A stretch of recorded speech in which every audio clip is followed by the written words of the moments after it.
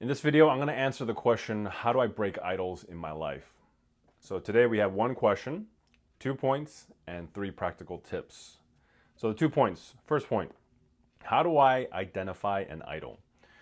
The truth is, idols in our heart are not as obvious as we'd like to think. And even though we may not have an idea of the obvious nature of our idols, there's a chance that you have experienced the symptoms of idolatry. And so what does that experience look like? That's something that I like to call a deficit experience. A deficit experience can be summed up by these 3 statements. If you've ever said to yourself, if I could just have this, if I could just do this, or if I could just be this, then that's a deficit experience. It's an experience of lack, of this thing that we need to do more of. And so idols, what they will do is they'll always make us perform. That's just one of the very natures of idolatry. It'll always make us perform. And so whatever that thing is, that's after that is the this or the that. That is the very thing that actually has our functional trust. That's the thing that we love the most and we care about the most, our attention and our affection. Second point or question, what do I do with these idols now?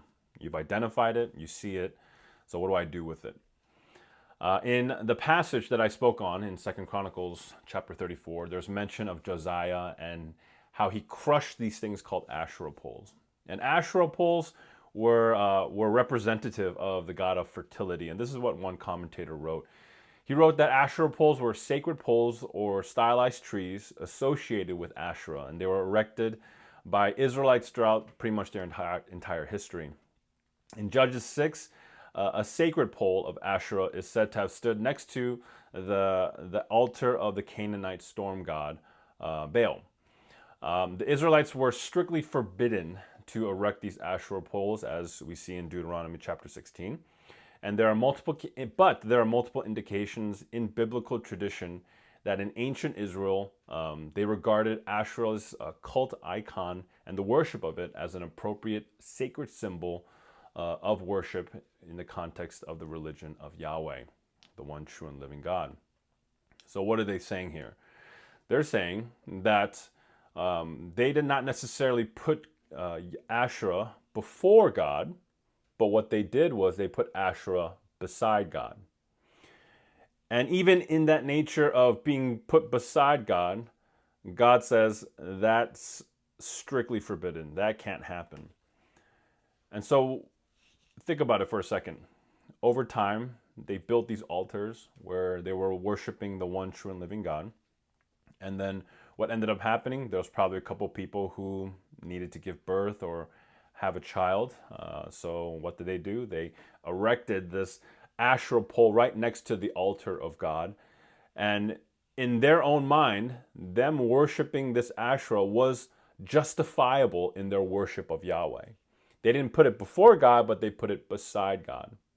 And so we have to see here that even anything we put beside God, before God, or behind God is strictly forbidden by God. That is actually idolatry. And so when it comes to the relationship with our own idols, there's a chance that that actually has some very similar parallels, that our relationship with our idols are most likely that than anything else. That for us, it looks ridiculous that they would do that, but actually there's a chance that what we've done with our own idols is we may have not put it before God, but what we've done is we put it beside or behind God. So now what do we do? What do we do? How do we break the power of idolatry in our lives? If we can't put it before God, beside God, or behind God, what we have to do is we have to take these idols and bestow them to God. What does that mean, bestow? By definition, to bestow means to give or to present someone with something. And these idols in our own lives are something of value, but what they have done is that they have crossed the line of value and have entered into the space of ultimate value. They've become our end-all, be-all. They've become the thing that we have our attention and our affection on. And so this brings me to the story of Abraham. Because if there was anyone in the Bible who, um, you know, if there's anyone in the Bible who could have idolized anything, it was Abraham idolizing his son Isaac. Isaac was a promised child, the only child, and he was the fulfillment of a promise that God had given him many years before. And so you can imagine that as this child had come around, that Abraham would have had a very strong affection to this child, that this child would have been a great source of meaning and hope for Abraham in his future. So in Genesis 22, God literally says that he's going to test Abraham. And so he's going to test Abraham by asking Abraham to sacrifice his son on an altar in worship to him. And keep in mind, this was a test. So God was just testing him. And what God does is, what Abraham does is he takes his son, lays him on the altar, and is literally about to sacrifice him. But then God provides the sacrifice, a ram stuck in the bush. And so we see here the same strategy on breaking idols. That if there was any idolatry in Abraham before, there's definitely none now afterwards. Why? Because he was willing to give the very thing that could have been any source or opportunity for idolatry. So the way we break an idol is we don't put it before God, beside God, or behind God. What we have to do is we have to take those idols, those things of ultimate value, and bestow them to God.